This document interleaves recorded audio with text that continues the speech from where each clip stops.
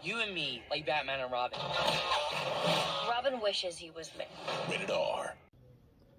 So yeah, this is a movie that is basically what happens if Kick-Ass was taken over by a major studio and they told Matthew Vaughn to go fuck himself, because he's nowhere near involved in this film at all, and you know this thing basically kind of fell apart right from the get-go. But in this movie, you follow the story of, once again, Dave Lizetsky, Kick-Ass, played by Aaron Taylor Johnson, who is teaming up once again with a vigilante group called Justice Forever, with Hit Girl, once again played by Chloe Moretz, attempting to live a normal life, and Chris D'Amico, played by Christopher Mintz-Plasse, taking up the mantle of the motherfucker and forming a supervillain team to take revenge on Kick-Ass. Now, you're probably looking at this and going like, well, okay, well, what's the problem here? Why is this movie in particular not as good as it should have been? Because, I mean, it's got the same people involved in it. Clearly, a director that should have been as good as Matthew Vaughn could come in here and really do something new with it, until you realize this is directed by Jeff Wadlow. And if you don't know who that person is, allow me to remind you of some of the works that this man has directed, because he's made some masterpieces of garbage, such as Cry Wolf. Remember that movie? Never Back Down, Truth or Dare, Fantasy Island. The most recent thing he did was the infamously terrible Imaginary, which, yeah, that should have been your warning sign right there, that this thing was not going to take off in any way, shape, or form. I mean, this is pretty bad. I mean, it's a major disappointment compared to the first film. The biggest problem with the movie is that they really don't do anything new or interesting with these characters, or create a bigger storyline that the sequel to this should have. And usually for a comic book sequel, you up the ante in terms of the story, new characters but here, it's not in here at all. You don't get the sense and feeling that this movie should even exist because of the lack of effort being put into it. But then again, Jeff Wadlow, the most pointless hack director out there. I mean, this guy fucking sucks, man. He's a terrible director. This guy clearly has no creativity to him whatsoever, and it shows when he makes the most generic-ass superhero sequel ever. Like, you needed Matthew Vaughn to get back in here and direct this one. You needed his involvement in the film to make it work. And it just isn't there. That love and care that went to the first film is completely gone. And despite the best efforts of the cast and crew, everybody in here does play their parts very well. Aaron Taylor Johnson, Christopher Mintz-Plasse, Chloe Grace Moretz, they're very good still. I even like Jim Carrey in this, playing Colonel Stars and Stripes, but there was even a controversy in this with him in it, because before this came out, of course, we had the Sandy Hook shooting, and basically Jim Carrey withdrew support from this film in general, and, you know, basically it created this controversy overall with him and Mark Millar and Chloe Moretz basically telling Jim Carrey, you know, get off your high horse, man. It's a fucking movie. And yeah, and maybe that's also part of the reason why the film didn't do so well, because you don't have a big star like Jim Carrey getting behind the movie in general. But I mean, the visuals are still impressive to look at. The action sequences can still be fun for the budget that they have. They were so close to making this work, but Jeff Wadlow ruined it by basically, you know, saying, I'm going to make the most generic-ass sequel ever, and I don't care what anybody says. Like, I mean, you needed somebody there to say, hey, let's not dick around with people and give them what they want to see. A good sequel that's better than the original film. But no, they couldn't do that. They got a studio behind it, and basically the studio said, do what we tell you, or you can get the fuck out. And, yeah. What a shocker. The film didn't do so well. But hey, the original Kick-Ass is still good, so take that for what you will, so. But yeah, Kick-Ass 2 fucking sucks. So let's go ahead and move on to our next movie, and it's the first of 2 Steve Jobs biopics we're going to get in the next couple of years. Here's definitely the weakest of the 2, and that is Jobs. What are you working on? A computer terminal that hooks up to the TV. My name is Steve Jobs. Welcome to Apple Computer. These are state of the art.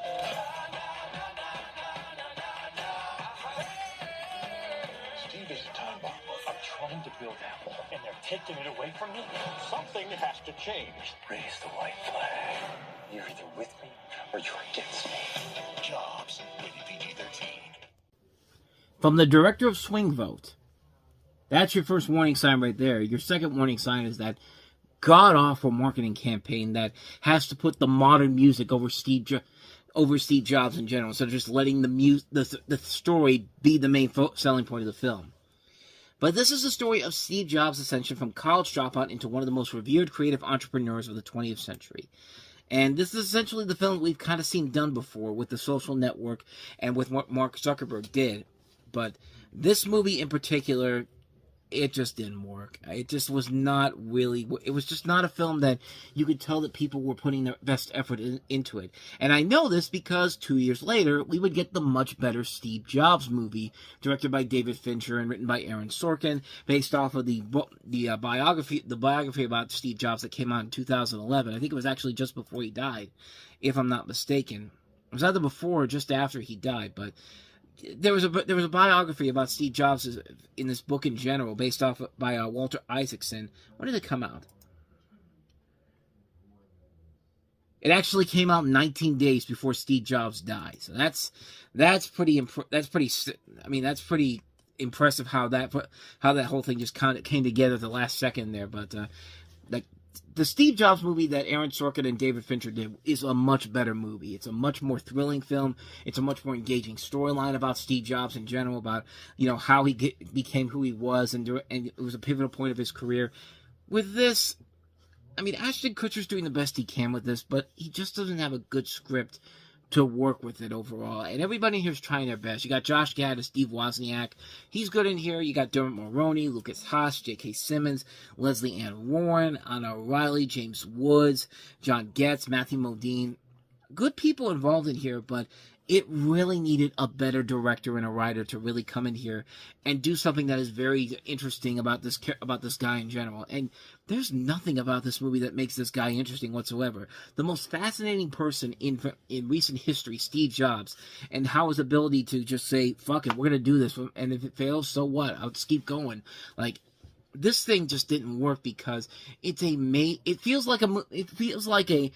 I think Rotten Tomatoes kind of sums it up best. An over-sentimentalized, made-for-TV biopic. Like, this would have been a movie that you would have seen on ABC or CBS or NBC as the movie of the week. Even when they didn't do movies of the week anymore around this point. This is the type of film that would have easily been that. Because no effort is being put into it whatsoever to tell an engaging storyline here. And this was clearly written and directed by a guy who really, he just doesn't have that mentality to become a really good director, on the same vein as somebody like, you know, what David Fincher did with the Steve Jobs movie of 2015. Even the guy that directed this looks too much like Steve Jobs. Like, did they just hire this guy because you look exactly like him? So because of that, you should be able to think like him too. Go ahead and make this movie for us. We don't care that you wrote stuff like Amityville Dollhouse. Like, this thing was dead on arrival from the get-go, man. This thing was just, like, I know we're still a couple years away from Steve Jobs, but if you wanted to see a good Steve Jobs biopic, just go watch Pirates of Silicon Valley in 2000. It's from 1999 with him and with Anthony Michael Hall and Noah Wyle. That was a much better movie that told the story of Steve Jobs than this piece of garbage does. But like I said, wait a couple of years, you'll get a much better Steve Jobs movie for theaters with the one that Aaron Sorkin and David Fincher did. So, yeah, Jobs, yeah, this thing sucks. So let's go ahead and move on to our next movie. Surely it'll get better with Paranoia, right? You are going to work for my competition. Not Goddard. Adam Cassidy. Of course you are. Considered a loner. I couldn't. Yeah, you could.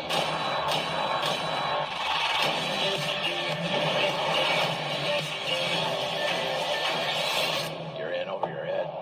Double-crossing Goddard will get you killed. The kid knows too much. I'm out. You are only out when I say you're out. Paranoia. Rated PG-13. August 16. Paranoia, everybody's coming to get me. My God, that trailer was so boring, it was making me fall asleep. That should be your first warning sign about this fucking movie. And, by the way, directed by the same guy that did Legally Blonde and Monster in Line 21. What a terrible downfall of a career this director had. But how can it be bad? I mean, take a look at this inventive plot that you clearly have never heard before. The high-stakes thriller Paranoia takes us deep behind the scenes of global success to a deadly world of greed and deception. The two most powerful tech billionaires in the world, Harrison Ford and Gary Oldman, are bitter rivals with a complicated past who will stop at nothing to destroy each other.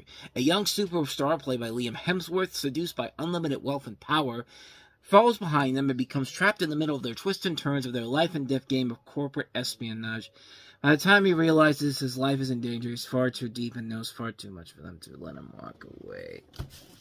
My God, I'm even bored. I'm falling asleep just reading the fucking synopsis for this. This movie is unbelievably awful. Even if you didn't have Chris Hemsworth's brother in this, and you got Chris Hemsworth, he couldn't save this movie. And I know this because not but 2 years later, he did Black Hat, which was literally the same movie, except with a much bigger budget and a much more well-known director in Michael Mann directing it. And even he couldn't save that movie. Like, this is a mess of a movie. And we've seen this story done before so many times in other movies, much more engaging films. Whether they're supposed to be comedies or straight-up dramas, like Wall Street, or comedies like Trading Places. Like, there's nothing engaging about this movie whatsoever. This movie is so boring. Nothing is happening in this film. There's nobody in here that you like. Even people like Harrison Ford and Gary Oldman are just forcing themselves to try to get something out of this movie. It's just such a mess, man. This is a terrible movie. It's bad enough that you make somebody like Taylor Lautner in Abduction look better by comparison. I don't think I got enough to say to you. Paranoia fucking sucks. Not Paranorman. Paranorman is awesome. I'm talking about Paranoia. Paranoia is fucking terrible. So with all that said, let's see if we can turn the tide with our last movie that we have here, and that's Kerry Russell in Austenland. Hunting we will go! I'm kind of a mess, aren't I? I'm going to take charge of my story. An Austen heroine gets engaged by the end of the book. That is what I'm going to do.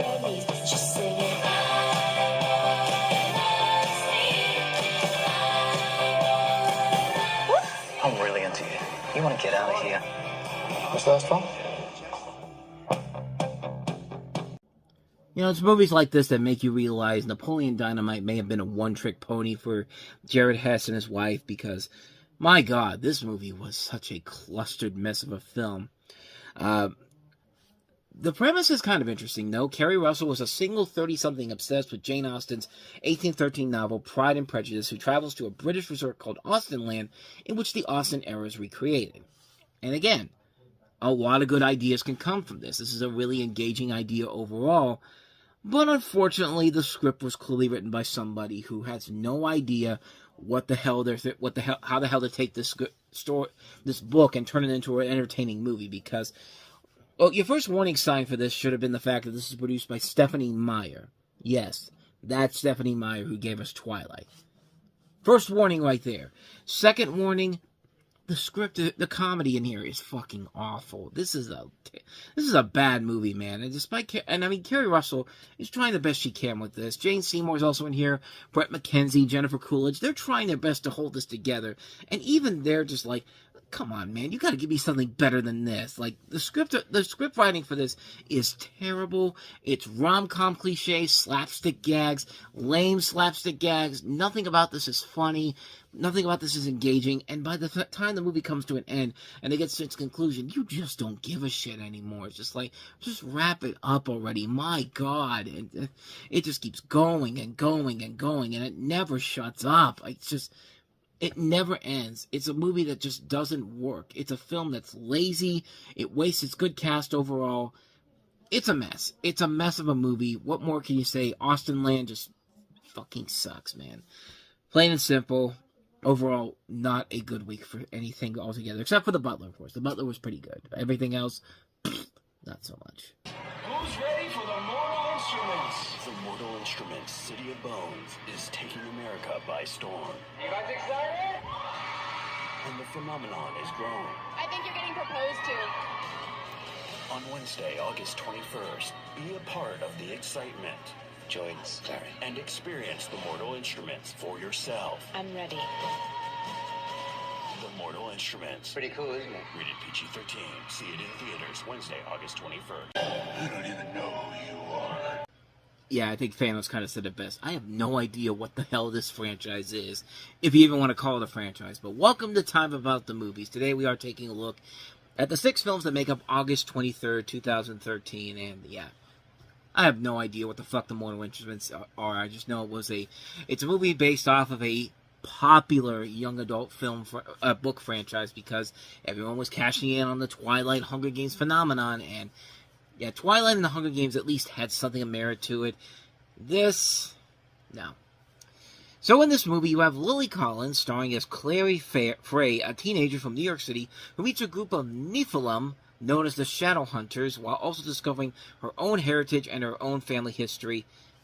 It's it's a mix of Twilight and the Hunger Games all over again, and it's not a good sign when the director of this is Agent Cody Banks 2 and Pink Panther 2 director Harold Zwart, and there's literally nothing about this movie that is any different than Twilight and the Hunger Games. The only difference is that those movies had a fan base behind them, they were much more successful. I don't know what the hell this movie was trying to do. This is one of those. This feels like a movie that. You ever seen an episode of The Simpsons where Homer, Bart, Principal Skinner, Selma, and Moe, and Neil Gaiman for some reason all get together and decide to make a fantasy adult book, and not a fantasy young adult book because that's the hot shit right now. And Lisa eventually joins them because she can't write a book on her own to the point where she loses it when a dog writes a book before she can. Yeah. This is the type of story that would have come from one of those ideas that they had.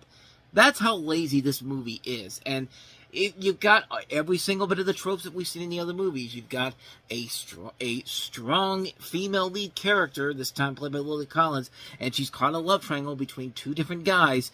And, you got all these different things. You got all these different, not even different, the same damn things we've seen in so many other movies. Like I said, if I have to praise Twilight for doing something better than this, then you've completely fucked up here. And, yeah, there's nothing about this movie that's worth it. It's just a lazy attempt to try to create your own Twilight Hunger Games style success, and it fails miserably on so many levels. It's a mess of a movie.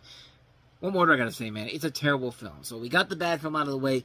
Now let's get to the really good stuff. And this one definitely is a really, really good film. And that is Edgar Wright's final chapter of the Cornetto trilogy, The World's End. Shaun of the Dead and Hot Fuzz are back. What? On August 23rd. One night, 12 cubs. Let's do that! It's the pub crawl. The town's been taken over by robots full of blue stuff. To end them all. What do we do? Let's finish our drinks.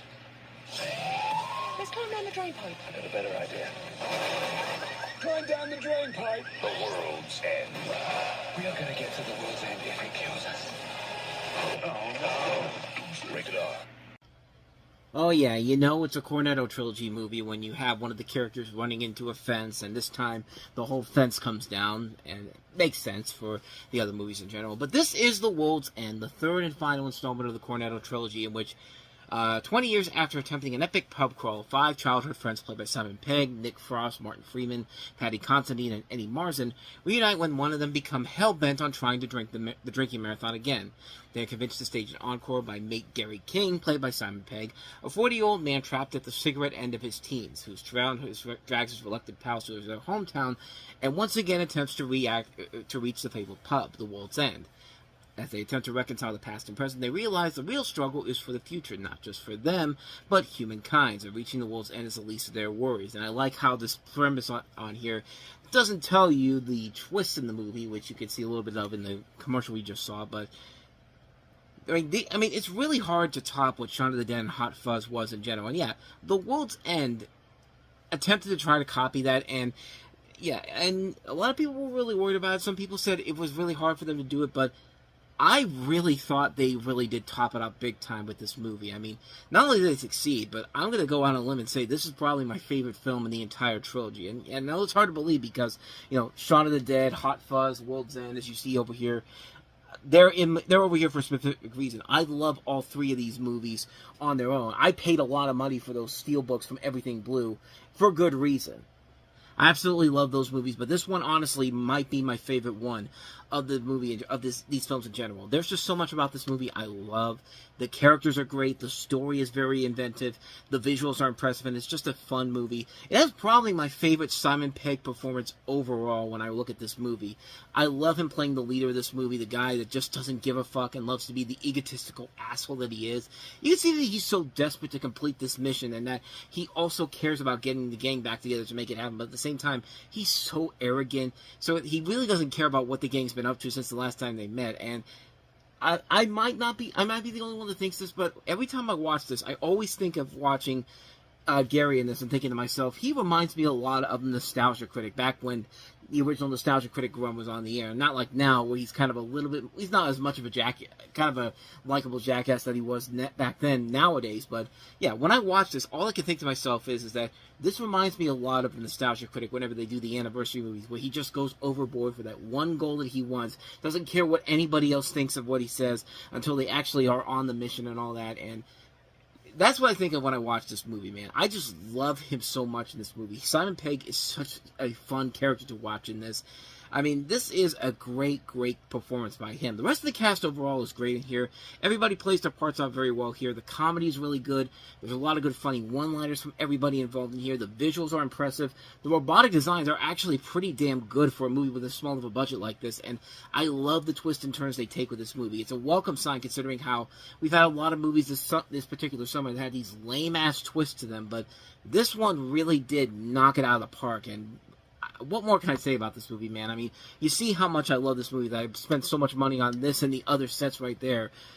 This is a fantastic, fantastic movie, man. I enjoy the hell out of this film. It's one of the best movies of the year, easily. A great film, great characters, great story, great visuals, a lot of great comedy. It's an amazingly funny film. I enjoy it on every single level. The World's End, yeah, can't recommend this puppy enough. One of the best movies of the year, so with that said, let's go ahead and move on to our next movie that we have here, and that is, of course, Adam Wingard's newest first film, You're Next. I want to meet your family. Thanks to Mom and Dad for having us all here together. On August 23rd. Why would anybody do this? This wasn't a random attack. Our family's being targeted. The Hunted. Grab anything that might make a good weapon. Fight back. Everything's gonna be fine. You're Next. Rated R. August 23rd. I say latest film like I think it's his newest film in general, but no, this is actually the first film that most people knew who Adam Wingard was. This was a movie that was produced on a low budget in 2011, and then Lionsgate picked it up. It wasn't it was a hit when it came out. It wasn't like the big, I think Lionsgate was expecting a lot more for it to be a big hit, but it eventually did go on to have a cult following. It did eventually lead to Adam Wingard getting more projects, specifically with Blair Witch, and of course now what he's been doing with the Godzilla and Kong movies, but in this movie, you have a plot concerning an estranged family under attack by a group of masked assailants during a family reunion. So there's a little bit of The Strangers mixed in with the kind of a little bit of The Purge, and also even a little bit of The Most Dangerous Game, too. But, yeah, it's a movie where it really does work overall. It is one of the more effective horror movies in general, and it's a movie where it literally takes you by surprise with every single move that it actually does in here. And you have a great cast of relative unknowns like Sharni Vincent from the Step Up movies, Joe Swanberg. You have Ty West, one of his early film roles before he eventually found more success with the directing role. Barbara Crampton, Rob Moran, Nicholas Tucci. Really good cast overall in here. The movie does keep you on the edge of your seat throughout the course of the movie because you have no idea how this is going to pan out in the end, what's going to happen to all these people, who's in on this, who's not, and it does keep you on the edge of your seat. It also reminded me a lot of what Ready or Not would eventually become later on down the road, even though that one was kind of more obvious with its setup overall. This one is much more inventive and unique with how it's able to do this, and it works really well. It's a really good movie. It's one that doesn't get as much attention nowadays, especially with what Wingard has done since then, but it's a movie that I definitely recommend checking out. It's definitely one that I do recommend seeking out. It's a good movie, man. You're Next is definitely one that should be next on your list. So, take that for what you will. So, let's go ahead and move on to our next movie that we have here, the Martin Scorsese production that is The Grandmaster. When the corrupt seize control, two rivals must fight as one. On August 23rd, witness a stunning masterpiece of martial arts.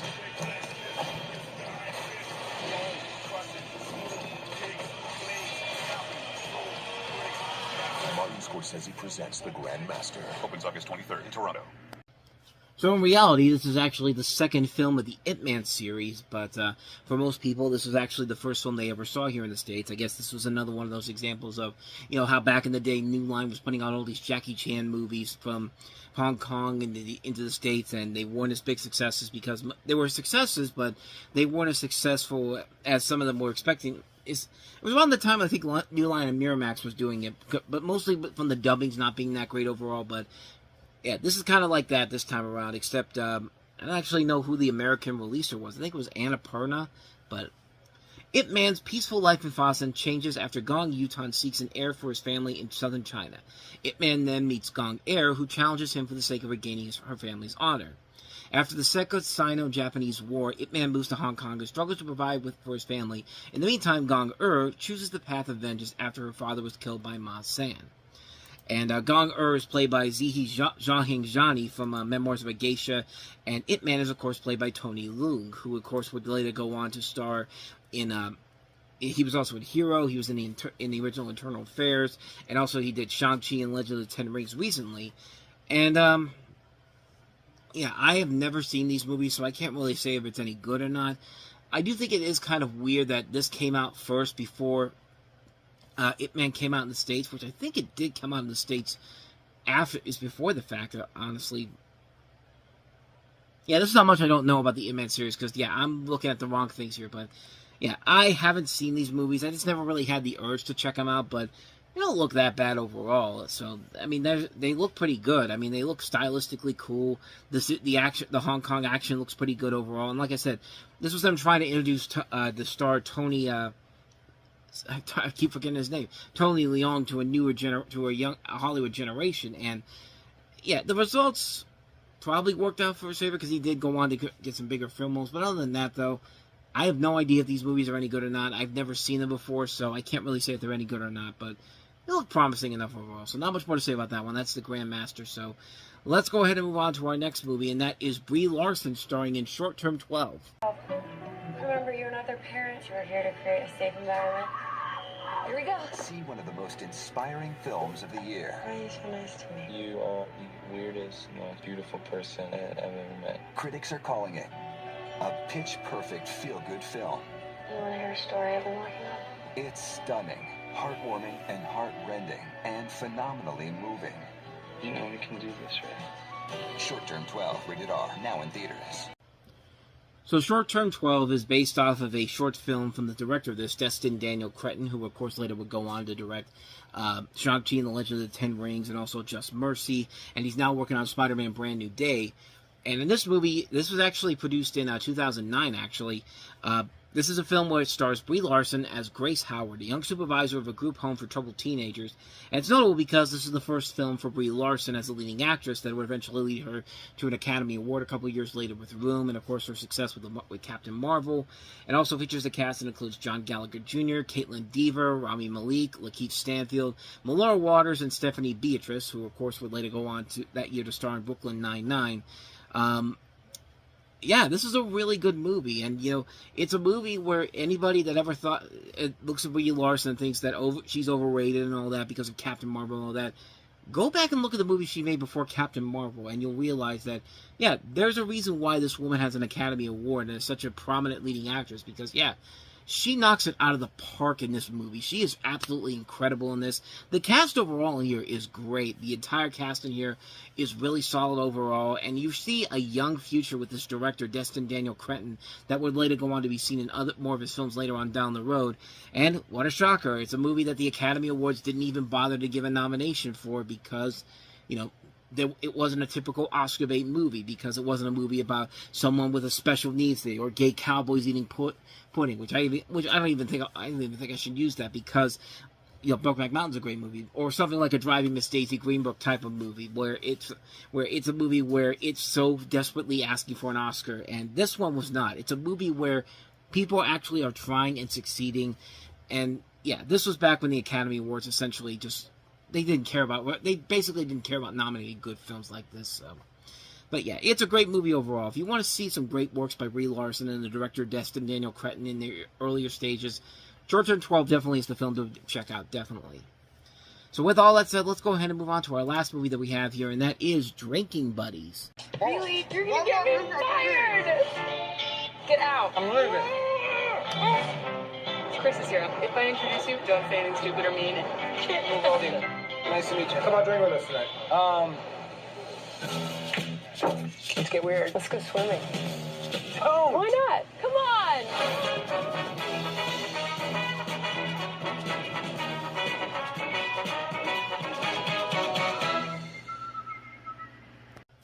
Coming this fall on ABC.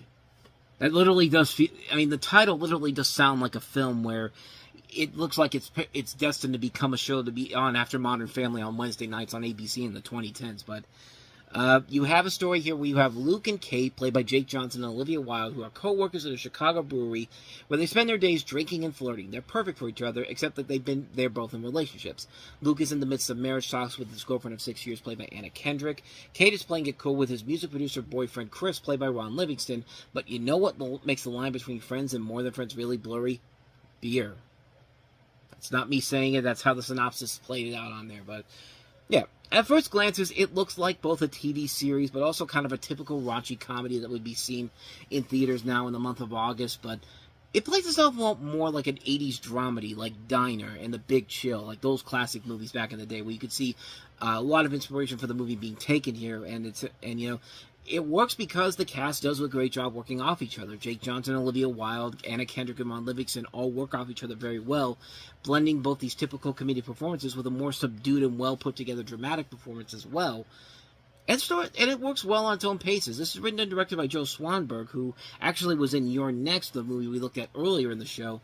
He wrote the script for this and managed to do something similar to what Joseph Gordon-Levitt would do later on in the year with Don John, and manages to make a serious comedy about relationships and make it feel genuine and relatable to the audiences who will be wanting to see this film. There's a lot of improvised dialogue in here, and that can usually be a bad sign for a film like this. They do a good job of making it feel realistic. It's a movie that takes its intended audience by surprise in general, delivering a movie that we really haven't seen done like this in a long time. Something in the same vein of a Diner and The Big Chill. You could tell the director of this really took a lot of inspiration for. I think it's a really good movie. It's one that was very underrated when it came out. It just kind of came and went. But it's a movie that I definitely feel like deserves a lot more attention. The cast is great in this. The mix of comedy and drama works very well. It's definitely worth a watch. If you haven't seen it already, definitely seek this one out. Drinking Buddies is actually well worth a watch overall. It's genuine, freshly made. It feels like you're back in the 80s with something like a Diner, Big Chill, St. Elmo's Fire type of film. It just works. It's a really good film. I can't recommend it enough. Seek it out if you haven't seen it. Drinking Buddies. Show today. It's the movie everyone is falling in love with. One Direction, This Is Us. This Friday, make a date with Niall, Zayn, Liam, Harry, and Louis. They're just five normal lads having the time of their life. For the movie event that gets you closer than ever before. I used to work in a bakery. Barbara! How are you, Milo? My burn on the side. Yes, I did. One Direction, This Is Us. Welcome to Time About the Movies. Today we are taking a look at the 6 films that make up the last weekend of August 2013. No intro, mostly because it's 10 to 2 in the morning, so I'm trying to get this done quickly so I can go to bed. So let's just go ahead and get to it. We have a lot of films to get to here, and this really isn't a spectacular weekend overall, so we can get through these pretty quickly. So our first movie that we have here is One Direction, This Is Us. And no, you did not misread that. The director of this movie is the same man that gave us Super Size Me. What a goddamn travesty he's been gone from since then. Okay, I say this like this is a bad movie. It's not really that bad. It's just a movie where it's just like, I really don't care about One Direction overall. But this is a documentary film in the vein of something like Justin Bieber, Never Say Never, and Katy Perry, Part of Me, which actually was 2 films that he was actually trying to direct, but unfortunately he never got a chance to direct those movies, so he was given One Direction. So it takes place. It's an intimate, all-access look at the global musical phenomenon, because these guys were a phenomenon back in the day. Some of you may not remember it, but I would like to think that you would, considering that it's only been 13 years since this movie came out. Actually, no, 12 years since then, so you should know who these guys are. Of course, everyone knows who these guys are now, but One Direction was first put into a group on X Factor in 2010, and This Is Us contains live concert footage from their Take Me Home tour at London's O2 Arena, and footage from their live pre- and post-X Factor appearance, and give an insight into the preparation for their concert and ultimately what it's like to be One Direction. It also features appearances by Martin Scorsese, his daughter Francesca Scorsese. Why can I not say this name? Francesca Scorsese. Francesca Scorsese, okay. I still can't say it. Martin Scorsese's daughter, let's just go with that. Chris Rock and footballer Cristiano Ronaldo. And to be perfectly honest with you, I remember nothing about this movie. The only thing I ever remember about this movie was when Spill.com was still around and Co-Host 3000 was forced to go see this movie. And he had one of those hilarious stories. Whether or not it's true or not, it was very hilarious how he told the story about how he was the only guy in the movie theater at the premiere screening for this movie. And here's just some little bits of snippets from it. How many? And I was just like, just one. Oh, just you. Oh, are you a fan? And I was like, I'm looking at him and I'm like, yes. So he gives me the ticket and he gives me the 3D glass and he's like, enjoy. And I'm walking out and I swear to God I heard him say, homo. What? Hey, how's it going? I'm going to sit way in the back up of the theater just so I can avoid these people judging me. Till I hear a gang of girls go, look! Ah! I'm like, what the hell? And I thought there was somebody behind me, like maybe one of their girlfriends or something came in. But no, they're staring at me going, oh yeah! Woo! You are the coolest, most amazing dad ever! And I'm there with my hot dog looking around like, oh, me kids? Like, yeah! And the one girl goes, I wish you were my dad! Woo! So they are screaming like, yeah! Standing ovation, I shit you not. Wow. And I'm standing there looking like Ash from Evil Dead 2. My hot dog in one hand, my cherry coke in the other, go, no! Once again, probably could have been completely fabricated, but it was still freaking hilarious, and you gotta listen to the whole thing in general. You can easily find it online. Just simply look for One Direction, This Is Us, Co-Host 3000, and yeah, you should be able to find the full uncut version of that. That's just from the little animated segment that was put up online, but you get the idea. I remember nothing about this movie except for that alone, so that should pretty much tell you everything you need to know about how much I don't really care about this movie in general. Not because I don't care about the band in particular. I mean, some of these guys have actually gone on to do some good music overall. I mean, Harry Styles has, I think, gone on to have probably the most successful of the careers, with not just the music career he's had, with Sign of the Times being a pretty good song, but he was also in Dunkirk, too. I mean, he's done some good movie work, too. So, but yeah, other than that, though, I really don't remember much about this movie at all, so take that for what you will. So, there you go. That's One Direction's This Is Us. So let's go ahead and move on to our next movie. Probably the biggest surprise hit of the entire weekend, even though, considering that nobody even knew who the main guy was. But here he is, releasing a movie that becomes one of the more unexpected hits of the year, and that is Instructions Not Included. Team Bravo is about to meet the girl who will change his life. Es tu hija. Okay? On August 30th. ¿Qué voy a hacer yo con una chamaca? En una de esas te me voy a tener que poner a trabajar. Que no pongas cara de miedo, Pablo. Vamos a tener que soltarnos. Instructions Not Included. Ay, ¿cómo se dice? Pasa. Raisin. Hi. Raisin. Raisin. Only in theaters August 30th. Rated PG-13. So this is a movie from Eugenio Derbez, and you might not know who this person is. In fact, most of you probably don't even know who he was until you saw him in stuff like Jack and Jill, and then Girl in Progress, and of course more recently in stuff like Dora and the Lost City of Gold.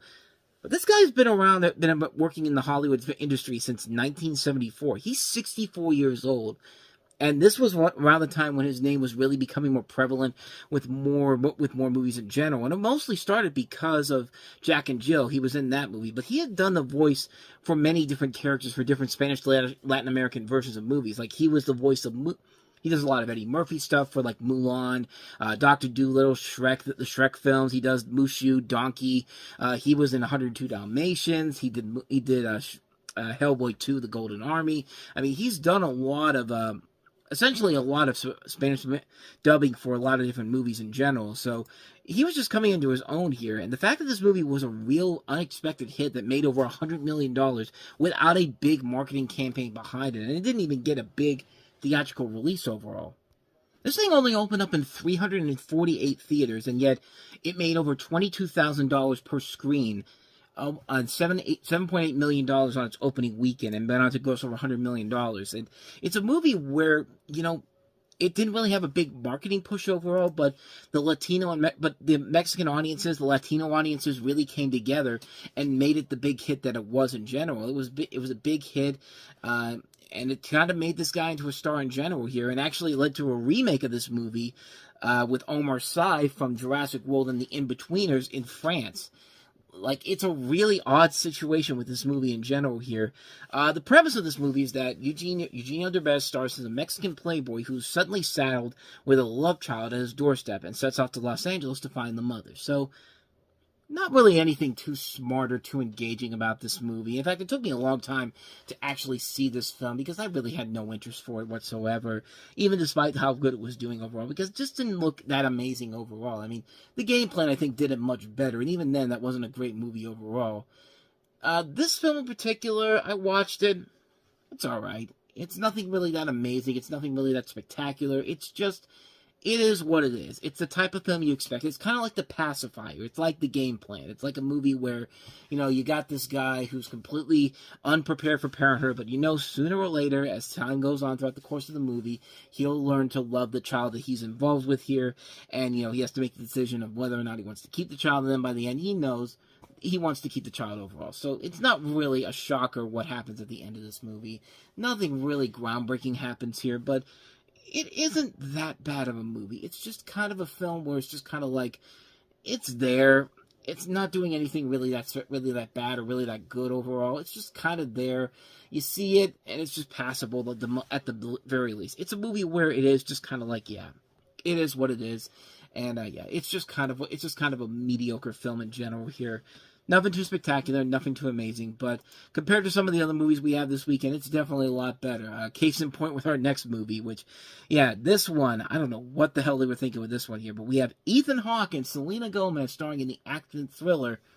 It's so bizarre. Sorry, I can't even talk straight. The action thriller Getaway. Where's my wife? She's fine for now. The bank is something I need. Steal it, and your wife lives. Get caught, she dies. I'm coming with you. I need to be told that she is all right. What are you doing? Stop the car. I'll do whatever I have to get her back. Getaway. Rated PG-13. Starts August 30th.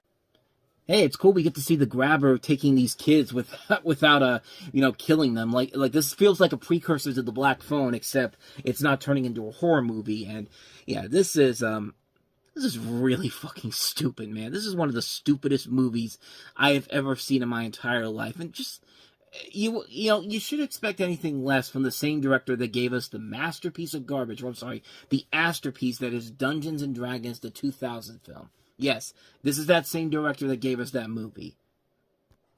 Ethan Hawke stars as former race car driver Brent Magna, who's pitted against the clock as he commands a custom Shelby Super Mustang, taking it and its unwitting owner on a high-speed adventure at the command of a mysterious villain on a race against time to save the life of his kidnapped wife. So yeah, this is a movie that's been done to death before. This feels like a watered-down mockbuster version of Drive when you really look at it.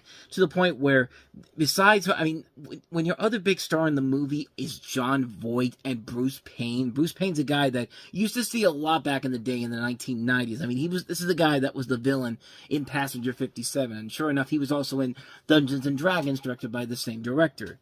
I mean, this is a straight up... Oh, and Paul Freeman is in this movie. The late, great Paul Freeman, who was... he's not really great, because he's Ivan... to a lot of older people, he is Renee Belloc from Raiders of the Lost Ark. But to the kids in the 90s, including myself, he's Ivan... That's Ivan Ooze from Power Rangers, the movie.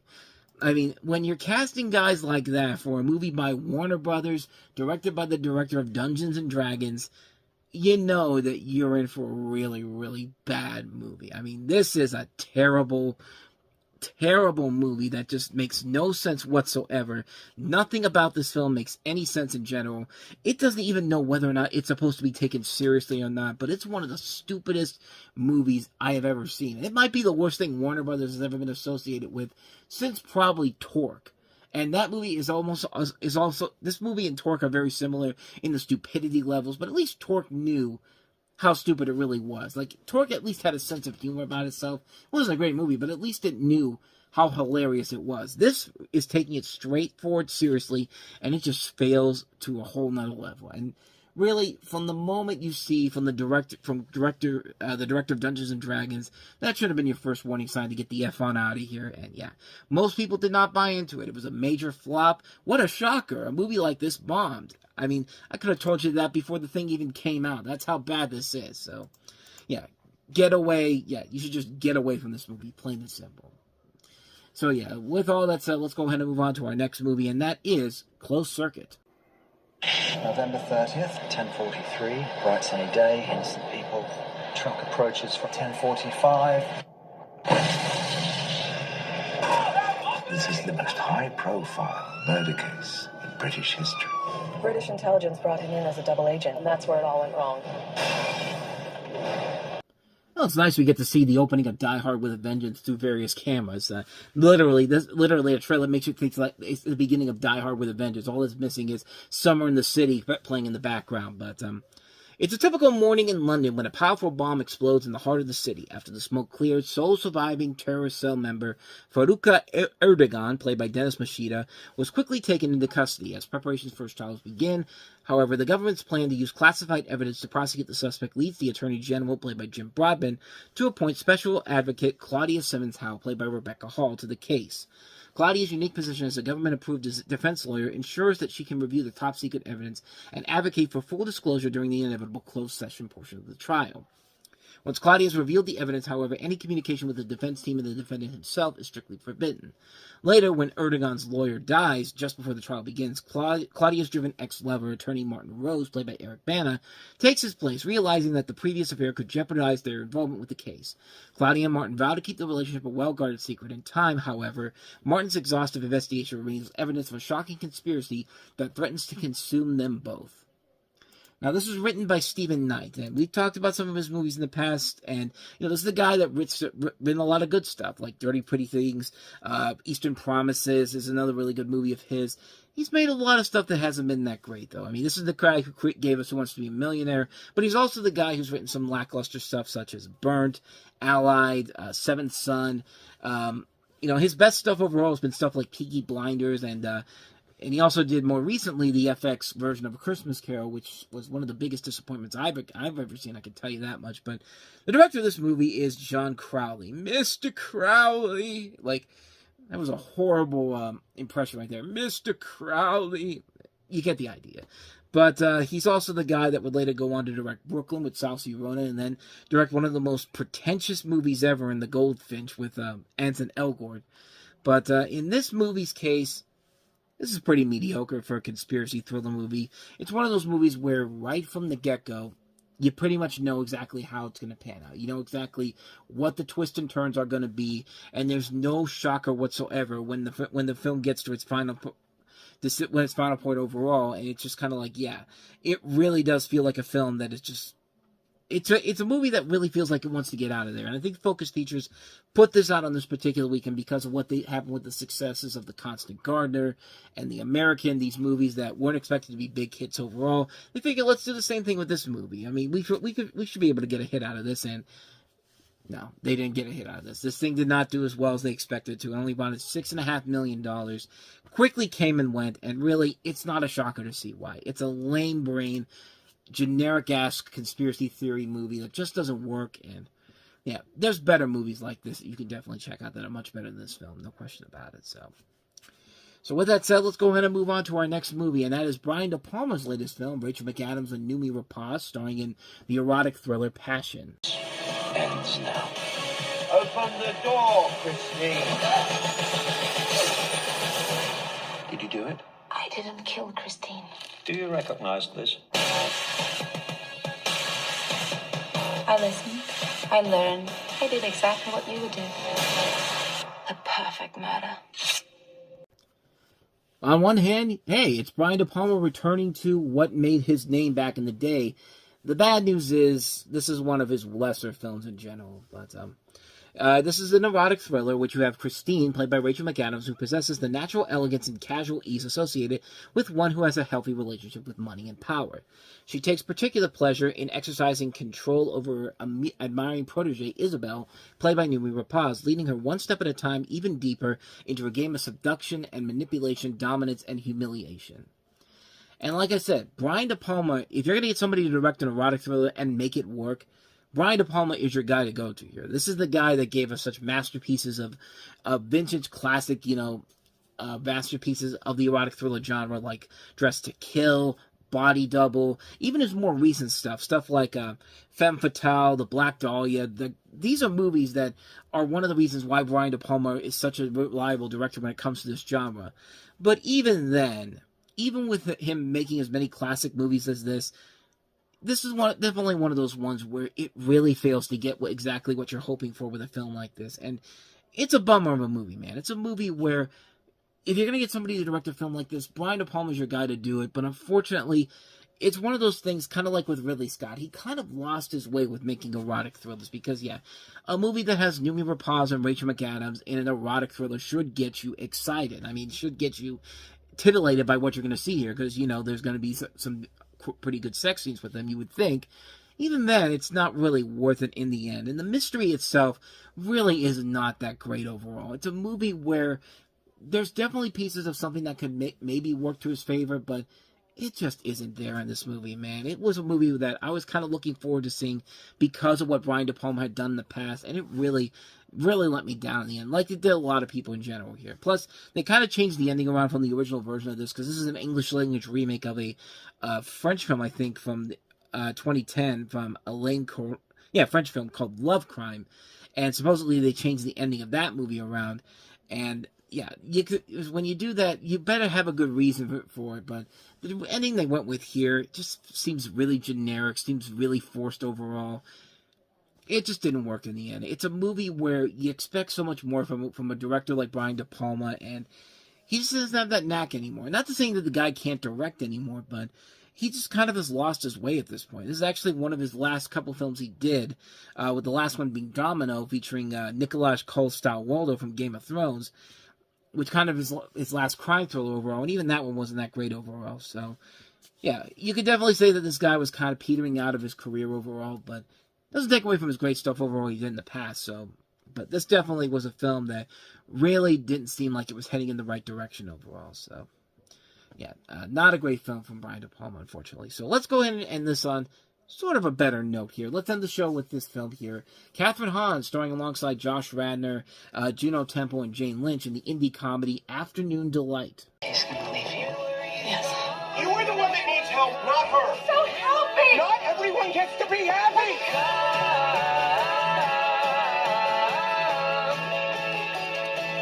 If you want out of that life, I can help you.